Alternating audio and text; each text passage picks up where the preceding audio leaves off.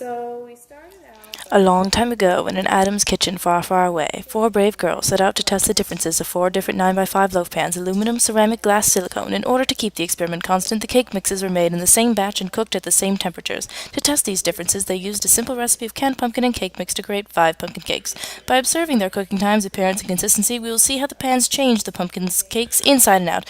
However, they knew that in order to start the process, they must first create the mix.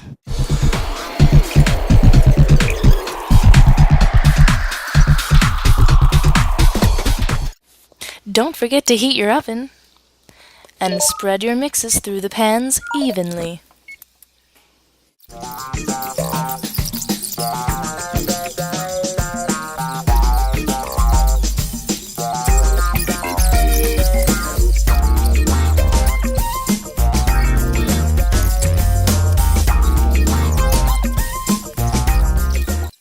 Or at least evenly-ish. We will start with cooking our ceramics. Ceramics are known for being poor conductors of heat, but high in chemical stability. We interrupt this program to bring you a very urgent message. The Adams sink is flooding. But back to ceramics. Ceramics tend to be used in slow, uniform cooking processes and traditionally take much longer to heat. Because ceramics are made out of a varying mixture of numbers of different compounds, and they're chemically unreactive, they are usually the most expensive of loaf pans. Our ceramic loaf pan only took 20 minutes to heat until the loaf was finished. And now onto glass. Glass is a one-piece variety of ceramic with a more regular composition.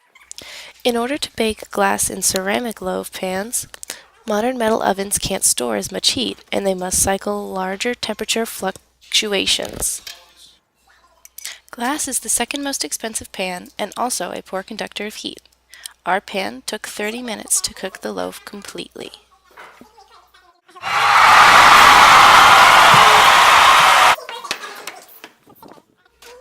And now to aluminum. Aluminum is relatively low in cost and the second most heat conductive. It is low density and it's lightweight, but is very reactive with food molecules. Aluminum is also very easy to scratch and can usually be found with a non-stick coating. Because they are good conductors, it only took 20 minutes to bake the loaf.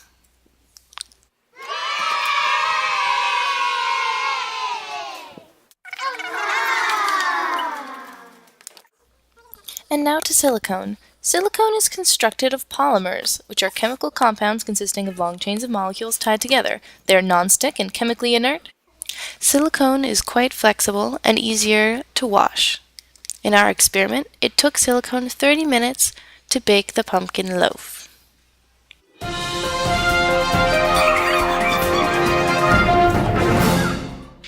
This pan was brought to you by Professor O'Neill.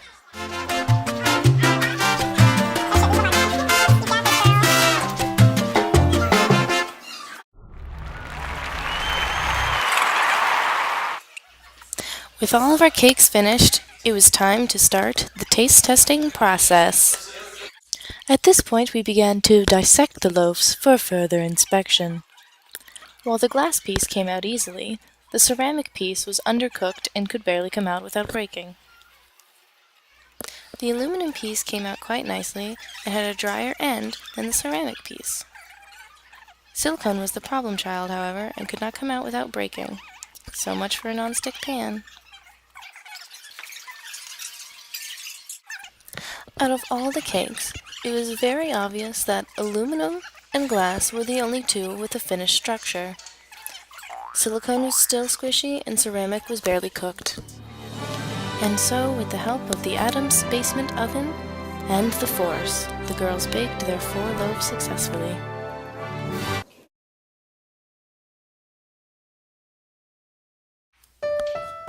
Our anonymous taste tester said that glass tasted the most normal out of all the cakes and was the most thoroughly cooked. Our anonymous taste tester said that ceramics had a very sticky texture and tasted rather undercooked in the middle but more cooked around the outsides. Our anonymous taste tester thought that silicone was not very stable, squishy, it broke in her hands and mouth, and it tasted good but it was really hard to eat. Our anonymous taste tester thought that aluminum tasted a little different than the rest, but was fully cooked and overall pretty good.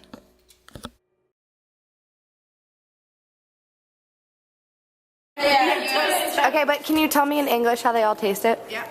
Oh. I forgot the word. I can't distinguish. What's your favorite? What's your name? I haven't met you yet. Oh, two? Mm-hmm. My favorite is this one. That one? The corner one, yeah. Yeah, that's a good one, right? Mm-hmm. That one's the squishy one.